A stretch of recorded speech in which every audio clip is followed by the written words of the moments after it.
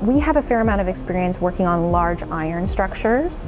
So we have a team that works with us we call them the preservation team, and they work off-site and do work on cannons, various different armaments for forts. So we had that experience, but we'd never specifically worked on a fountain before, and we also hadn't worked on something that had so many tiny, complex components. So obviously for the fountain, involved a complete deassembly, which is something that we don't really have to do when we're working on cannons. I think it was installed in 1906, so it's very old, especially for iron that has been exposed to water for so long. Then it had been restored and reconstructed back in the early 2000s. So we had this mixture of really old, more brittle, more fragile iron components with modern metals, so modern steel bolts holding them in place. So we were having to cut through very hard metal around fairly soft metal, all while trying not to damage the original metal of the fountain while still trying to deassemble it.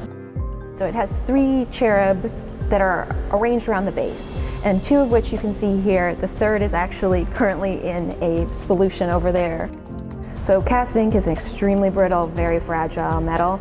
And our lovely little zinc cherub, he's missing a foot. It's been remade in fiberglass. We couldn't tell at the time that it had been replaced, but done very beautifully. We're actually going to keep his replacement foot.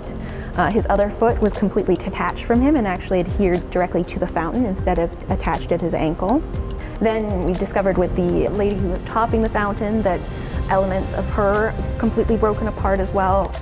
And then, of course, as you can see behind me, one of the 3 ladies who are on the central column, her head was detached and really only held in place by a bit of coating system still there. So we have a process in place that's been shown to work very well for repairing zinc sculpture. And so what we're actually going to be doing is soldering these pieces back together. The other interesting thing about this fountain, which we found evidence of in doing our work, is that it was, I think, the first electrified fountain. So it actually had light bulbs all over it when it was first installed. But pretty much all the iron is coated at this point. We're also still working on getting the 3rd cherub to a point of completion. Once everything is thoroughly coated, then we are going to rebuild it into 4 separate pieces. So it will be the very base of the fountain, then there is the 2nd large dish that will be shipped separately. Then we will probably attach the top dish, which is the smaller one, to our lovely ladies here. And then of course the final lady at the very top who's holding the vase. And then the cherubs will not be installed until we reach site. We're aiming for July. So far, we're right on time for that. It's very possible that the 3rd cherub will not be installed in July and we'll have to come back later. Based on our predictions, so as best we can do is make predictions based on what we've experienced in the past, we're aiming to have it done within the year of 2022.